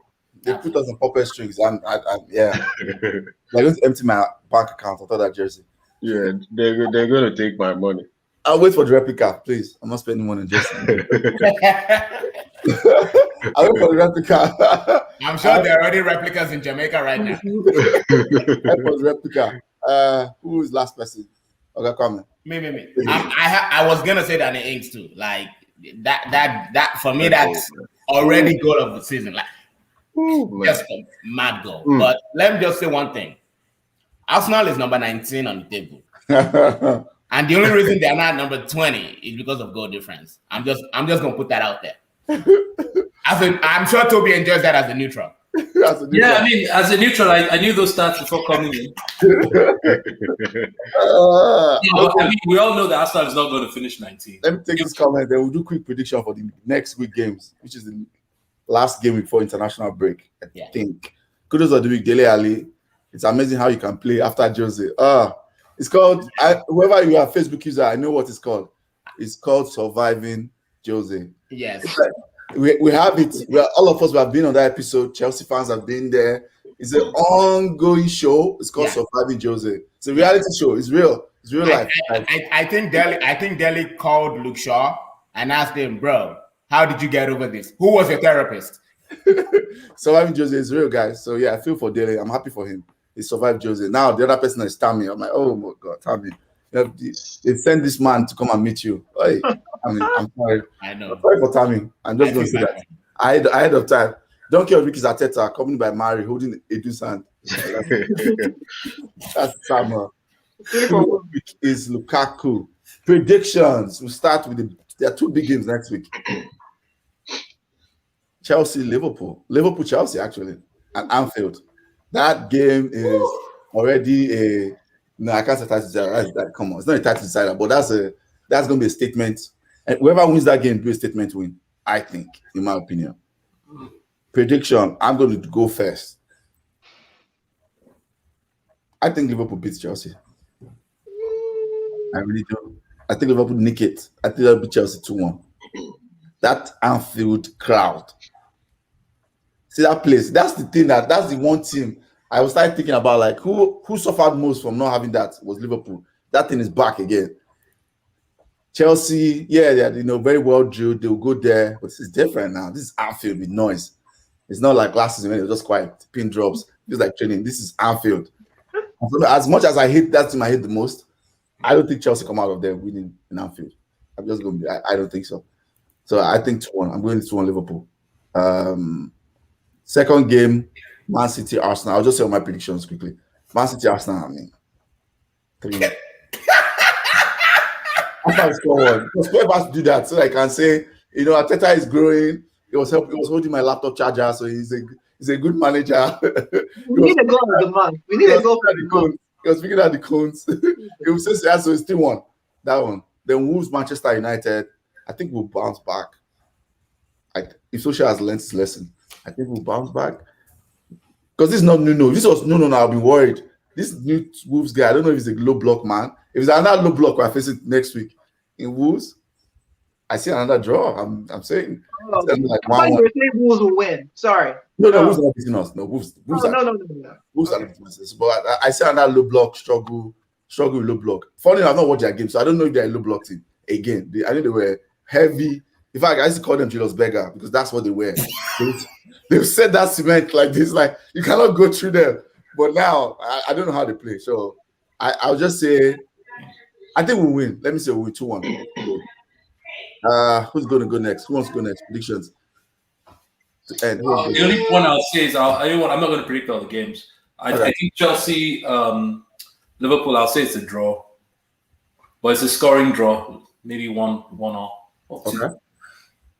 Yeah. I think both managers are going to be cautious. Tuchel doesn't go out and attack anyhow, and Liverpool is going to do them, and it'll be a low-scoring game. But who knows? Might be surprised. That's the only one I'll predict.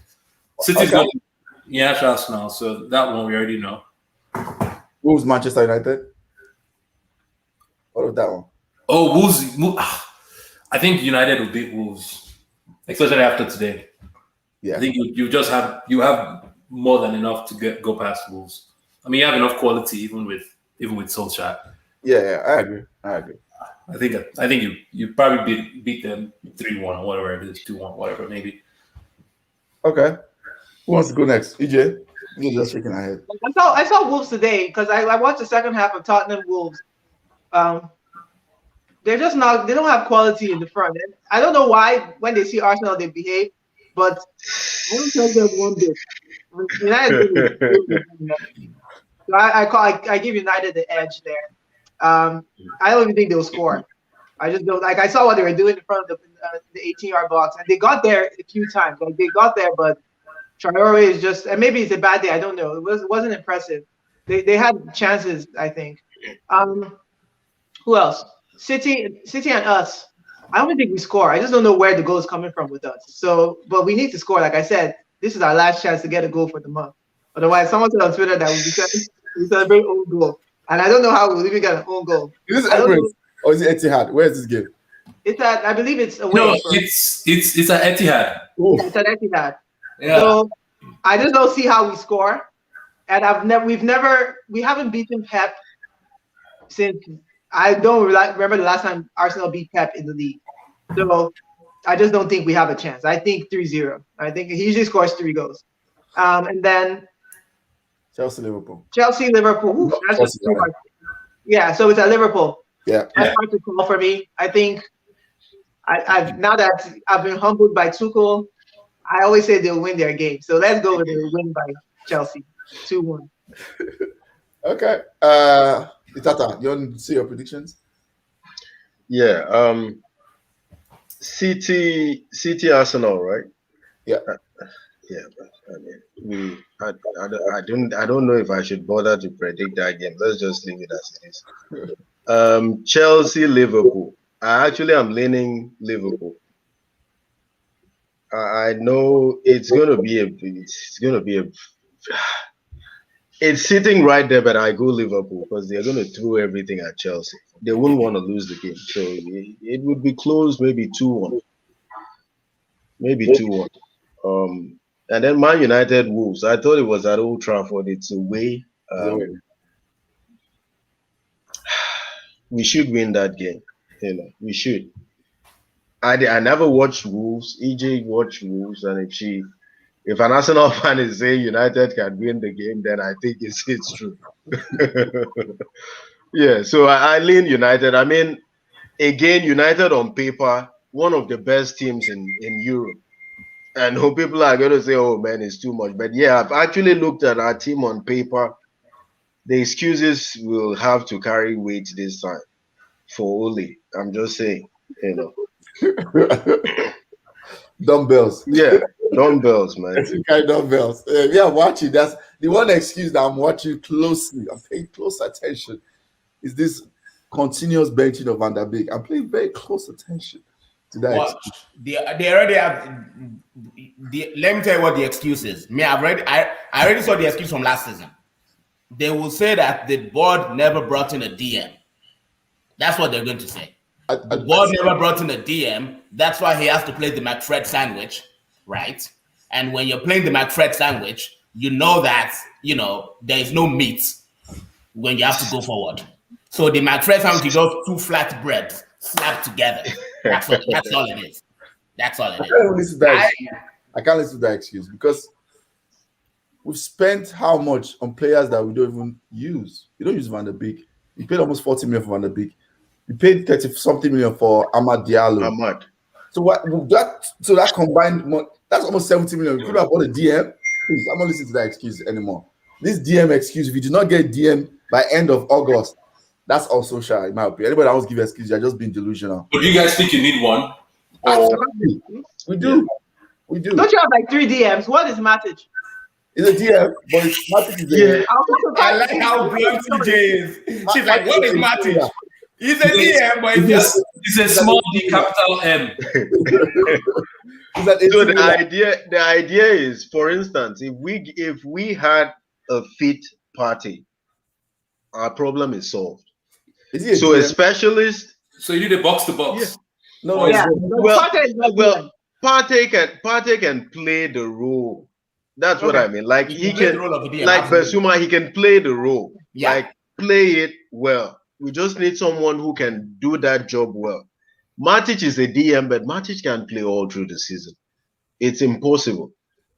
So Matic at this point should be a backup. If we get a DM, however, the excuse of not getting a DM, now you can play Matic. In fact, this is more reason to play Van de Beek. That we never signed a DM. It's even more reason, from my perspective, to play Van de Beek in the midfield. See, and maybe this is for another day. We can break it down. Yeah, let's not get to that. Yeah, there's 3 United people here. Let's move on. Yeah, predictions. Final prediction. I got comments so we can wrap up the pod. Arsenal, Man City, Arsenal, bruh. Listen, you know how teams do like goal of the month reels, like the highlights for goal of the month? Arsenal's goal of the month will come from the academy and the women's team. That's it. There will be no goal of the month they are not scoring against Manchester City. I don't see where that goal is coming from.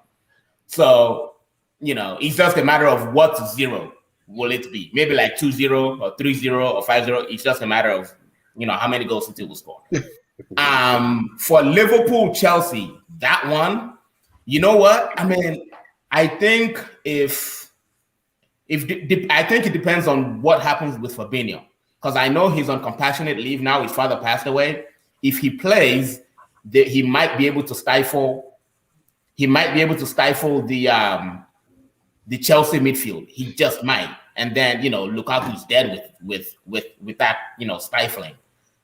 Otherwise, I think it's gonna be a draw, maybe like 1-1 or something. Okay. United Wolves. I've watched a little bit of Wolves. They are very wasteful in front of goal, especially Adama Traore. Raul Jimenez, I know he's back, but he's just not clicking. Yeah. So I don't know where the goals are coming from with Wolves, so we should win. Against Spurs today, they actually had most of the ball. They created some chances. They were just very wasteful. So I think we'll win that one 3-0. Okay. Come to the end of the pod before we say, okay. Yeah. I have a quick question for my former teammate. So if your former club gets rid of Arteta, you have said that you don't believe they will. But if they did, who do you think is a realistic candidate? Target. So I think, sorry, give me 1 minute to give you a more complicated answer to that. Sorry, Aya. Arsenal's problems are more than just Arteta. Like, you need to get rid of Arteta, you need to get rid of Edu, you need to get rid of Vinay. You need to bring in someone that can bring a structure and work. The reason why I don't see them getting rid of him is they've given him all the money in the summer. They've made him make all the big decisions to send this player away. Now we're canceling Kolasinac's contract. We paid off Ozil. We got rid of David Luiz. Then we spent 50 million on Ben White. Any club that makes this is effectively more like a $200 million pound decision. Respect to the outgoings. Then you got rid of Willock for 25. Then you bought a backup goalkeeper for 25 million, 30 million. There's too much on this decision that any executive that takes a decision after 2 games, they're like, it looks even worse. So it will look really worse on us now to get rid of Arteta now. I'm not saying that's not the right decision, but it was the right decision a year ago. Right now, you have to play it out. Because whether you get rid of him now, the squad is what the squad is. It's still unbalanced. So we've had 5 transfer windows with this guy, 2 Januaries, or at least maybe it's 4. Maybe it's 2 Januaries and 2 summers, right? Yeah. So if you haven't seen improvement within him and Edu and the direction, right? It's not like then it's question is, and I get there's COVID, but there are always excuses. You have to say, we just got to see it out, right? Then you allow the new manager to make the changes. Because what can happen is if you get a new manager now and he says the style of play, it doesn't suit Partey, then you've wasted that money. Or the style of play doesn't suit Tierney. He wants 3 at the back. Or his style of play doesn't suit Ben White because he wants. Then you've now put yourself another year behind it. So I think you let this guy just finish whatever he wants to do. Which is when? What's that time? His contract was only 2 years, right? I think it's an optional 3rd. Yeah. So I think at this point you just accept the season and hope for the best. Let the season be the youngsters figuring it out. The Lokongas, the Tuavares, the Tierney. Let's see if he can improve Pepe. Let's see if he can, this Martinelli. Let's see how far he can take those players. But as of accomplishing anything, you just recalibrate your expectations. This is just, let's see how far you can take these boys. They let the new manager then come in, get rid of Edu, because they both own this mess. Everyone owns this mess, not just Arteta. You clear all of them out, and then you now say, okay, what pieces do I keep? Any manager that comes in now is going to think of, I got to get 3 points next game. Yeah. So he's probably going to make decisions for the short term, and we know what's going to happen. So, I mean, Conte, I would have loved Conte a year ago. Now, if you get in a manager that can say, okay, I can actually work with these same players, these same core players that these guys have put together, then fine. But I don't know if any manager will want to come in and be told, hey, these are the future of the club. And you must make all of these guys work. So I don't know. Graham Potter. Let's not shrink ourselves. That's my suggestion. Sit tight. Graham Potter. No, don't write him off. I actually think he's an astute man. He's intelligent. Yes, he is very good. Here's what you don't need. Arsenal needs a system. The same reason you guys are suffering, right? No director of football focus. This wants to sign this guy. Then you go and sign Van de Beek. You don't use him. You're wondering why that's happening. You can't. Arsenal has already. We've done that. We tried that with Emery. Now we give Arteta all the power. So what needs to happen is, my opinion, I'll go to like Red Bull, Salzburg, or one of all these teams that they have everything lined up, and you just take those 4 people: director of football, manager, CEO, and you just bring them in, and you just say, you run it properly. You need experience now. You need. That makes sense. But Toby, what do you say? What do you say to the argument that, look, it is very hard for you to accomplish that because you would have to convince the ownership, right? No, convince the ownership to pay Ozil 350k and send him away. I think the owners have shown that for 2 years they can put money if they have to. Trust me, the decisions that we've made are very expensive decisions. But they've made them irrespective. So I don't think, and they gave Arteta all the power because they were like, okay, you know what? We Emery were kind of like half in, half out. He wanted Zaha. We said, no, get Pepe. You know, ended up not really working, and we didn't trust him too much. Then Arteta comes in, we're like, okay, we're going to back him fully, 100%. Ozil out, gone. Kolasinac out, gone. Mustafi cancel contract. Papa cancel. Just throwing money away every week. And then now you want Ben White 50 million, done. You want this goalkeeper that gets relegated 3 times, done. You know what I mean? I like it now. So then you send Willock away, and Willock is not a bad player. It just doesn't suit the system. It just doesn't suit the system.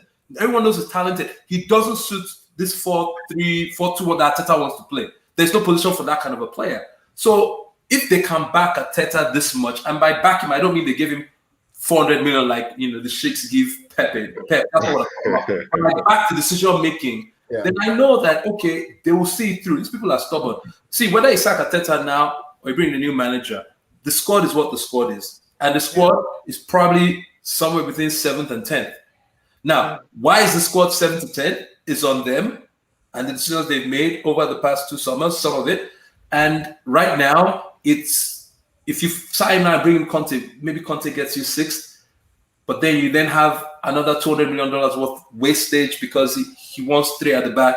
And now Ben White, you then sell Ben White for 30 million back to Brighton. Like, I mean, I don't know. I think it'll be the worst decision, but that's just as a neutral. For a neutral, you sound very knowledgeable and very invested. This has to be the greatest neutral of all time. This is the most knowledgeable neutral. Yeah. I'm a neutral this season. While Arteta is there, this is me. I have accepted the situation. I still watch Arsenal games. I'm an Arsenal fan, but to think there's any kind of positive thing that's going to happen is you're just fooling yourself. Like, this is a discovery year for the youngsters. Let's know which ones can play. They'll figure it out next year. After 180 million pounds. Exactly. That's a shame, right? That's the shame. Wow. Going up. You said what? This money keeps going. 180 million? If Wenger was giving half of this, it wouldn't even have been close. That's I secretly think Wenger didn't like spending money. I think there was no money. We now know in retrospect that there was no money. Says Toby, I had a Wenger out placard. Yes, because he refused to strengthen. Kante wanted to come. This was Wenger's word. Kante wanted to come to N'Golo Kante? Sorry? N'Golo Kante? Yes. The year Leicester won the league, Kante wanted to come the previous summer. And everybody said we need a DM. Wenger and his stubbornness said, no, I want to take who's their striker in Leicester? Vardy. And then bid for Vardy over Kante. Vardy then convinced Vardy to stay, and it was too late to get Kante. We now went and got my homeboy Chaka. We know what has happened. For 35 million, and nobody else was bidding for him. Nobody else. That was, so tell me how that's not a fireable decision. I mean, would you put that against 7 years of what he has done? No, exactly. I told my Arsenal friends, man, letting Wenger go. No. I don't know about it. No, a coach can't stay there. So I don't want to go into a big topic of why Wenger and Ferguson had to go. Wenger left because Wenger was like, I need to get back into top 4. I haven't. I'm going to sign all these players that will give me top 4 that year. So we went and got experienced players in. And all those experienced players that were supposed to deliver, Socrates, Mustafi, all of them, they all failed. Mkhitaryan, they all failed to get Arsenal back there. But they were all on big wages. And they all eventually were still shifting out that mess. The same thing same thing Ferguson kind of did to United. He was like, look, I need to win. I need Van Persie. Van Persie coming. And then the new manager was always going to struggle because that squad was too old and he wasn't thinking of his legacy. He wasn't thinking of 4 years down the line. He was thinking of, I got to win now. Yeah. So Wenger had to go. And Arteta is in this position too, because he's now saying, I need to build for the future. But my guy, no. First of all, 3 points.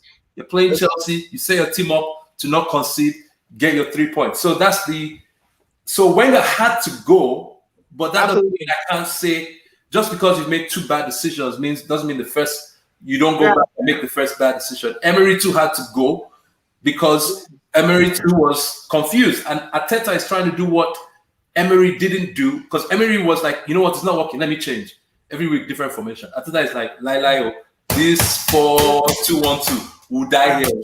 Bring your 3-5-2. Bring your Brighton. Before I go and change it at halftime, they'll now say, the manager doesn't know what he's doing. Yeah. This thing. So you know what? By people like Wenger was pushed out. Ferguson, people forget that. Yeah. Ferguson, people forget. Oh, you Arsenal fans, you fired him. Ferguson's case, his wife's sister passed away. Ferguson didn't actually intend to leave at the time. So we don't know if he would have built something for the next guy. But the squad the squad needed to be refreshed and it hadn't been. Yeah, but you cannot argue that Ferguson has not reinvented his squads over time. But he's done it. You didn't sign Van Persie for 4 years. You signed Van Persie to win you the league that season. And then he declined after that. No.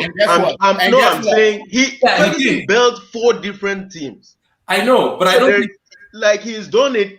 We don't know if he would have done it again. There was always a question. Don't get me wrong. There was a question when would be Ferguson's last season. It was clear his time was coming to an end. If not that year, maybe the next year. But it wasn't as if Ferguson said, "I'm going to play on for the next 10 years." I think there were no. But I'm saying he stepped aside because of that circumstance. That circumstance accelerated him stepping aside. Because throughout his career, his wife's sister was always with the wife. The lady passed away, and the wife was like, "Man, Fergie, I need you now." I saw it. Contributed, and that's why we couldn't do a lot of succession planning, right? Yeah, and that's probably why we're where we are now.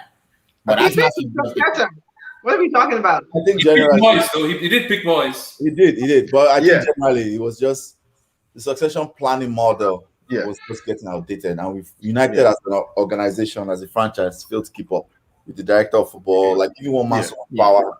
No, that doesn't work anymore. So come to the end. Before we deviate and keep chasing squirrels, let me bring everybody back here. End of the pod. Thank you guys for coming on. Toby, former Arsenal fan. Thank you for Listen, he's even wearing blue. PSG color.